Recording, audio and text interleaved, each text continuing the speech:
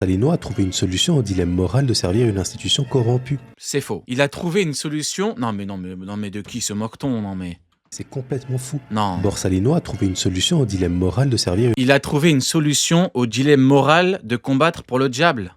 Non, c'est une blague. Non, mais là, c'est une blague. Non, là, c'est une blague. Non, mais là, c'est une blague. Non, mais là, ce n'est pas une solution. Non, c'est une excuse grotesque et absurde. Ça n'a pas de sens. Une institution corrompue. Ne plus avoir de morale du tout. C'est devenu un robot. Le problème avec ce genre de solution, c'est qu'elle a un prix. Et ce prix, Kizaru va le découvrir des années plus tard, sur une île appelée Egghead. Il se passe quoi quand l'homme ayant éteint sa conscience se retrouve à devoir tuer son meilleur ami? Il se passe Egghead. C'est là que tout s'effondre pour Kizaru. Ah, va-t-il parler de Sentomaru? Le gouvernement mondial a découvert que Vegapunk étudiait le siècle oublié. Alors attendez les mecs, on aura peut-être la solution au dilemme de l'incroyable profondeur de Kizaru via Sentomaru. La sentence est très simple, Vegapunk doit mourir. Mais qui envoie-t-on pour exécuter cette mission? Kizaru. Ah, Ils auraient pu envoyer n'importe qui.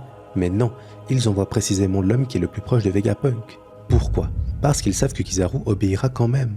C'est un élément qui connaît les secrets de la cible et de son île. Il ne sera pas surpris par ses artifices. Quand Kizaru arrive sur Egghead, la première personne qui se dresse face à lui, c'est Sentomaru, son protégé. Sentomaru a choisi son camp.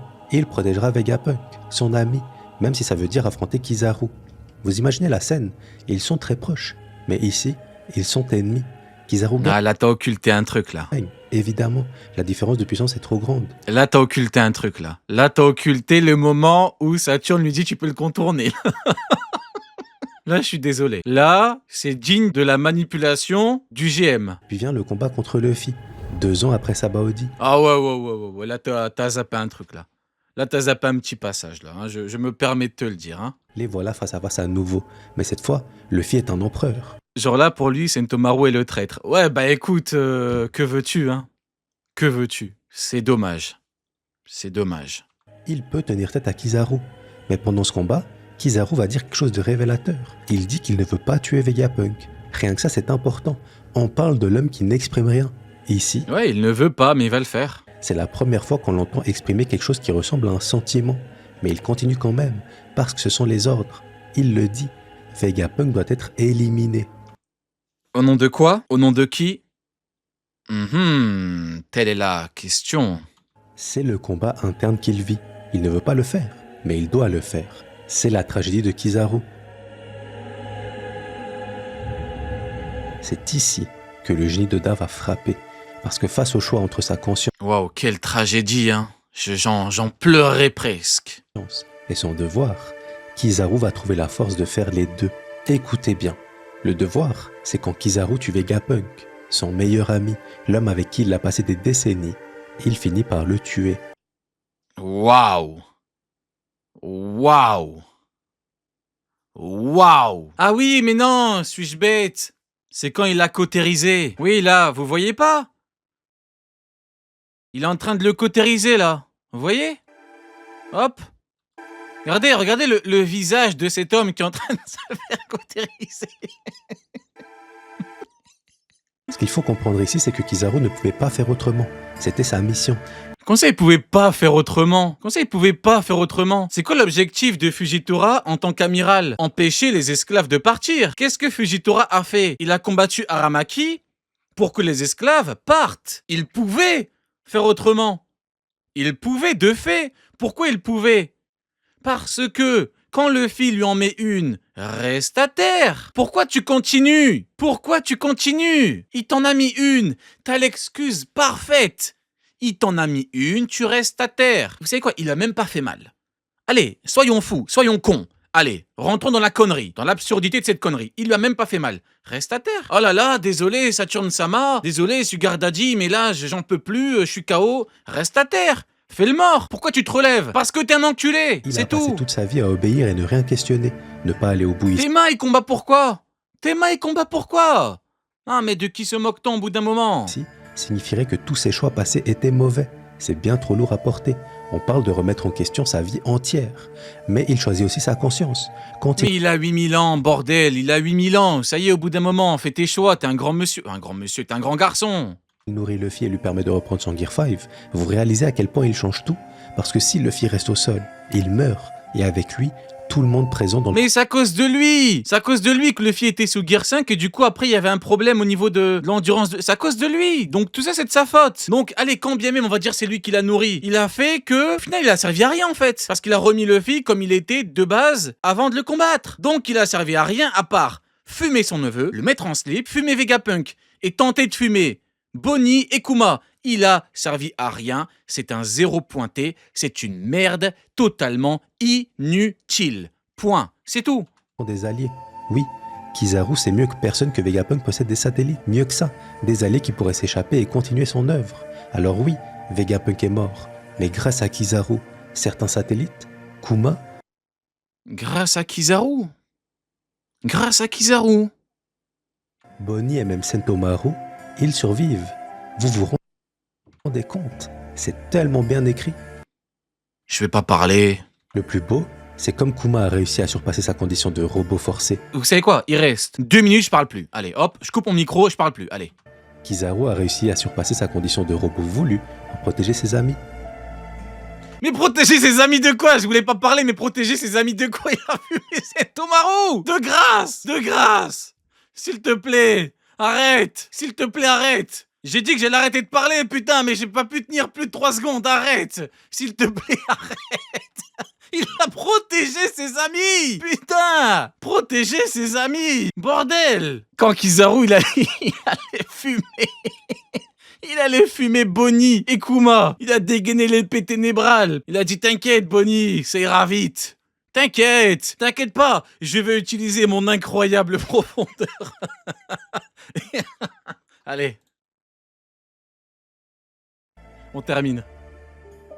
Mais après tout ça, quand Akainu le contacte pour lui reprocher l'échec de la mission, quand l'amiral en chef ose lui dire qu'il n'a pas fait son travail correctement, Kizaru explose. Mais donc ça contredit ce que tu dis. S'il pleure, c'est qu'il a tout fait pour réussir sa mission. Donc, de fait, il a pas pu normalement nourrir Luffy et sauver ses amis. Sinon, il ne serait pas en train de pleurer. Si tout ce qu'il a fait, c'était pour sauver ses amis et qu'il a pu sauver ses amis, pourquoi il pleure? Merde! Pour la première fois, on voit Kizaru perdre son calme. Il n'était pas vraiment un robot. Il perd son calme parce qu'il se rend compte de la folie, de la maladie mentale dans laquelle il est. Il est totalement fou, totalement con, totalement collabo. C'est une merde humaine, un enculé. Voilà pourquoi il pleure. Il n'a jamais été vide à l'intérieur. Il dit à Kaido, mais espèce d'enculé, j'ai tout fait. Allez au bout du truc. Et toi, tu me dis, toi, tu remets en question mon taf. Donc, ça contredit tout le développement, là. Tout le développement est contredit, sinon il ne pleure pas. S'il a pu sauver ses amis, il ne pleure pas. Il ne pleure pas. Tu peux pas pleurer alors que t'as sauvé tout le monde. Il avait juste fait Genre, Luffy, à la fin, il va pleurer. Luffy, à la fin, il bat Kaido. À la fin d'Onigashima, il commence à pleurer. Oh là là, c'est tellement triste. Oh là la misère, j'ai sauvé tout le monde. Non. le choix de ne pas s'investir émotionnellement. Mais maintenant, il est détruit. Kizaru est tragique parce qu'il s'est fait ça à lui-même.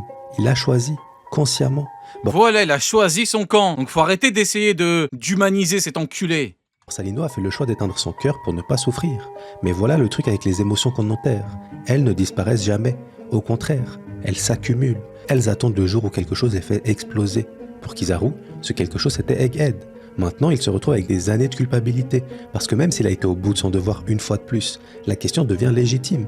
Et si suivre cette justice du devoir avait été la mauvaise chose à faire? Non! Mais non, Kizaru, putain! Arrête! T'as 9000 ans! Tu combats pour le diable! Ton patron, il arrive avec une forme démoniaque et toi, t'arrives après 9000 ans de collaboration active et tu te demandes « Ah, merde! Est-ce qu'au final, je ne serai pas dans le mauvais camp ?» C'est pour ça que sa réaction face à Akainu est si puissante. Ce n'est pas juste de la colère contre son supérieur.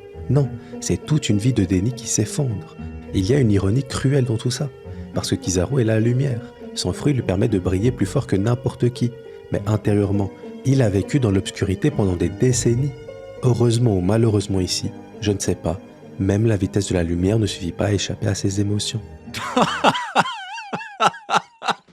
Même la vitesse de la lumière ne suffit pas. À quoi fuir ses émotions? Attends, on va la refaire, attends. Je ne sais pas. Attends. Même la vitesse de la lumière ne suffit pas à échapper à ses émotions. Ah non! Ah vas-y, pique au moins la fin épique, vas-y. Vas-y, au moins la fin épique, c'est fini. C'est fini. Oh là là, j'aurais bien rigolé. Allô, tu m'entends? Oui, Moo is watching you. Comment vas-tu? Ça va et toi? Ça va, ça fait longtemps. Quoi de neuf? Ah bah oui, ça fait un an, hein, donc plein de trucs. Hein. Ah là là, Ah Moo la is blague de watching you, vieux con. toujours. Ah, C'est toujours le mec le moins drôle du bar. Comment vas-tu, je Moo? suis Dédé. Voilà, exactement. Bah ça va, hein?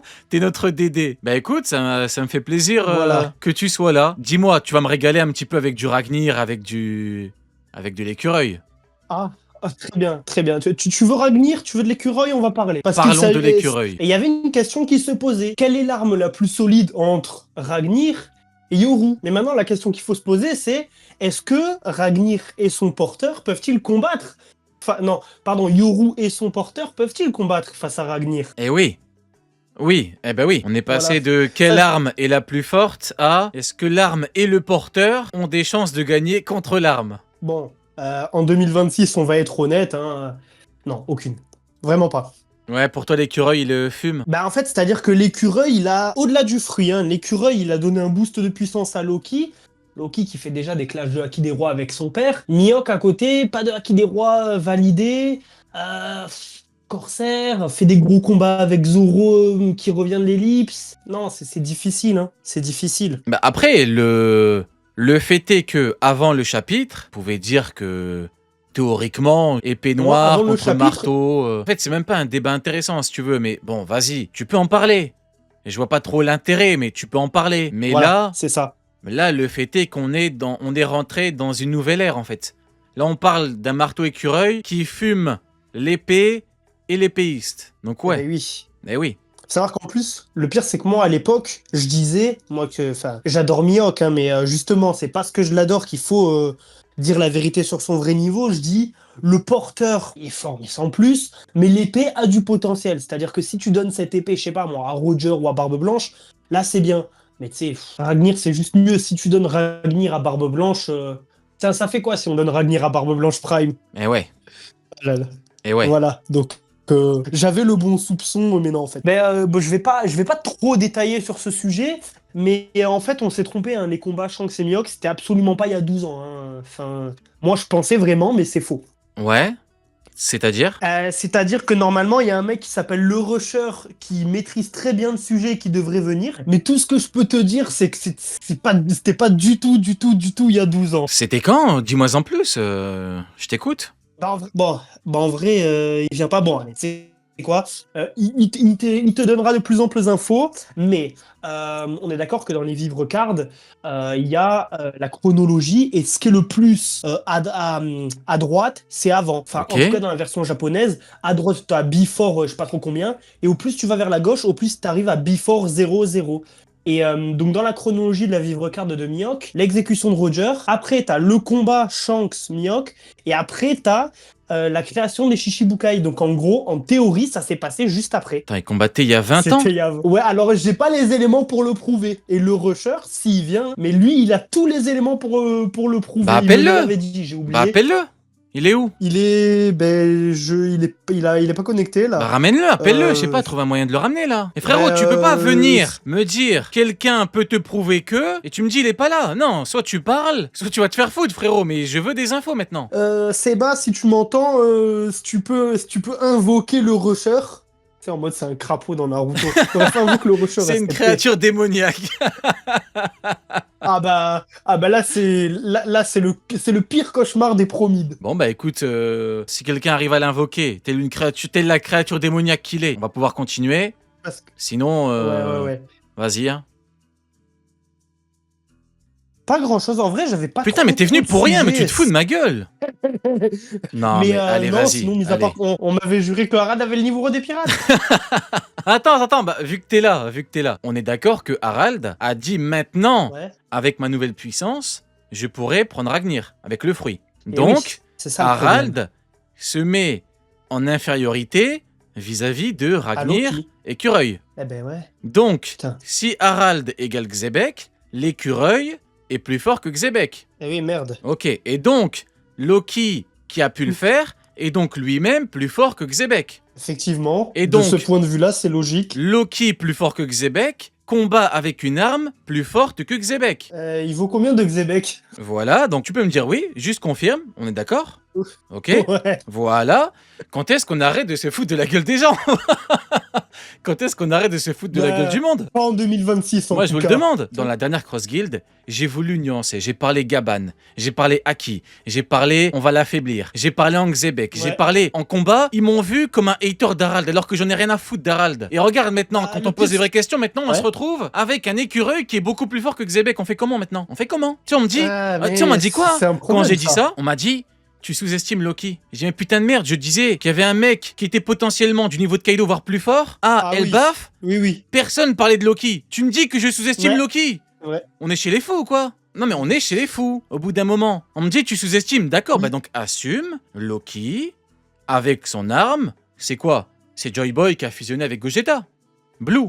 Mais faut le dire. Bah oui. Moi, ce que Bah j'aime oui, pas, mais bon. C'est qu'on me dit un truc, on me dit t'abuses et tout, mais on veut pas aller jusqu'au bout. Mais allons au bout des choses du coup. Il a quel niveau concrètement? Moi je pense qu'il faut accepter qu'Harald n'a jamais eu On n'a pas le niveau empereur. d'un Xebec quand il était chaud. Voilà, moi ce que je pense, c'est que là où Oda a été fort, il nous a mis à la fin de God Valley, ils ont atteint leur prime 10 ans après. C'est moi, mon seul tort vis-à-vis de God Valley et du flashback, c'est que j'ai surestimé le QI de beaucoup de gens. Quand je parlais de temporalité, je pensais que tout le monde comprenait ce que je disais. Mais il y en a beaucoup qui n'ont pas compris. Ils ont dit ah, MDR temporalité. Oda, il a mis 10 ans après, tout le monde ils se sont chiés dessus. Je leur ai dit, écoutez, ce n'est qu'une question de temporalité. Ils n'ont pas voulu, maintenant ils se chient dessus. Oda, il a dit 10 ans. Pourquoi? Parce que les Rocks, au niveau des commandants, de Xebec, c'était pas très chaud. D'où l'importance. D'où l'importance d'Harald. Xebec avait un grand intérêt pour Harald, non pas parce que Harald a toujours eu le même niveau que Xebec même quand il a atteint son meilleur niveau, mais parce que, en comparaison de ses commandants, il était chaud. C'est ça que les gens comprennent pas. En comparaison, quand tes commandants atteignent leur prime 10 ans après, parce qu'ils sont beaucoup plus faibles qu'à leur prime, quand tu tombes sur un géant qui est très fort, tu te dis putain, c'est chaud. Mais le problème, c'est que tout le monde s'est basé sur le mensonge de Sengoku et personne n'a voulu assumer que Sengoku avait douillé tout le monde. Et du coup, tout le monde est resté dans l'idée de t'avais un barbe blanche quasi prime. Donc évidemment, tu vois un barbe blanche quasi prime, tu dis putain, mais regarde l'intérêt qu'a Xebec pour Harald. Mais putain, mais c'est qui Harald? Non, c'est juste qu'en comparaison, Lénine puait la merde, Kaido puait la merde, barbe blanche ça va, mais rien à voir avec son niveau prime. C'est tout. Ah non, mais... Moi, je pense que c'était... En fait, l'équipage de Xebec, c'était l'équivalent d'un équipage d'empereur, tout simplement, et que les équipages qui deviendront les futurs Yonko sont basés sur le modèle de Xebec. Donc, concrètement, ça donne Barbe Blanche et Shiki à peu près à égalité, Big Mom, qui est donc l'équivalent d'un Jack, même si je suis peut-être un peu généreux avec Big Mom, et Kaido, qui serait l'équivalent d'un Corsair, quoi. Pour moi, c'est simple, hein. Oda il a dit 10 ans après, et dans le manga... c'est dit que leur puissance à Kaido et Big Mom n'ont rien à voir. C'est quoi qu'on appelle rien à voir? Un niveau en plus? Quand est-ce qu'on arrêtera de se foutre de la gueule des gens? Est-ce que... en 2026, en tout cas. Est-ce que Rayleigh, ça n'a rien à voir avec une Big Mom? Le Rayleigh vieux. Ça n'a pas rien à voir. La preuve, Barbe Noire, il a vu, il a paniqué, il s'est barré. Donc ça n'a pas rien à voir, donc on tape en dessous. C'est ça, rien à voir. Mais le problème, c'est que j'ai parlé de temporalité avec des gens qui... Vas-y, on va dire après que je suis méchant et tout, mais vas-y. Non, mais il faut être méchant avec eux parce qu'ils nous disent « Ouais, regardez, Garp et Roger, ils se battent à égalité. » Et ils nous sortent le chapitre 1156, ils oublient qu'on leur disait oui. Enfin, quand avant ils nous sortaient Roger qui disait qu'il a combattu Garp, là. Soi-disant, ils se sont entretués à Marineford. Ce que Garp se rappelle, je pense, tu vois de quelle page je parle. Et ben on leur disait oui, non mais très bien, ils se sont battus, peut-être même qu'ils se sont tués. J'ai une question pour toi. Ouais, vas-y. On a vu Garp et Roger au chapitre 1056, on est d'accord. Exact. On les a vus à God Valley, quand après les autres atteindront leur prime 10 ans après. Ouais. A-t-on vu Garp contre Roger Prime? Ben non. Parce que c'est une question de temporalité. Voilà pourquoi je t'ai dit que j'ai surestimé le QI de beaucoup de gens. Je leur ai parlé de temporalité, ils ont voulu faire les cons. À la fin, tu te retrouves avec un narrateur qui dit 10 ans après, des gens qui se chient dessus. Mais si tu veux, c'est inévitable, tu vois? C'est inévitable. Ouais.